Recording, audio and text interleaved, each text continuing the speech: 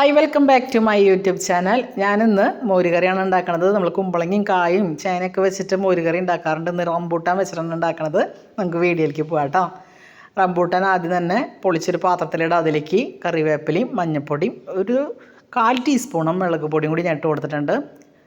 കുറച്ച് വെള്ളം ചേർത്ത് നമുക്കത് വേവിച്ചെടുക്കാം. ഇനി അതിൻ്റെ അരപ്പ് തയ്യാറാക്കി എടുക്കാൻ വേണ്ടിയിട്ട് മഞ്ഞൾപ്പൊടിയും നല്ല ജീരകവും കുരുമുളക് പൊടിയും 2 അല്ലി വെളുത്തുള്ളിയും ചേർത്ത് അരച്ചെടുക്കണം. നന്നായി മഷി പോലെ അരച്ചെടുക്കണം. തൈര് ചേർത്തിട്ടാണ് ഞാൻ അരച്ചെടുക്കുന്നത്. ആ അരപ്പ് ഈ വെന്ത് വന്നിട്ടുള്ള റംബൂട്ടാനിലേക്ക് ഒഴിക്കുക. ചെറുതായിട്ടൊരു തള വരുമ്പോൾ കടുക് താളിക്കണം.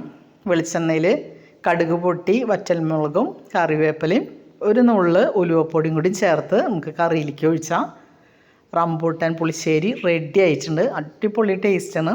ചോറിൻ്റെ കൂടെ അടിപൊളി കോമ്പിനേഷനാണ്. നിങ്ങളൊന്ന് ട്രൈ ചെയ്ത് നോക്കുക. വീഡിയോ ഇഷ്ടപ്പെട്ട ലൈക്ക് ചെയ്തൊന്ന് സപ്പോർട്ട് ചെയ്തോളൂ കേട്ടോ. അതുപോലെ നിങ്ങൾ ഫ്രണ്ട്സിനൊക്കെ ഒന്ന് ഷെയർ ചെയ്ത് കൊടുക്കുക. സബ്സ്ക്രൈബ് ചെയ്യാതെ ചാനൽ കാണുന്നവരുണ്ടെങ്കിൽ പ്ലീസ് ഒന്ന് സബ്സ്ക്രൈബ് ചെയ്യണേ.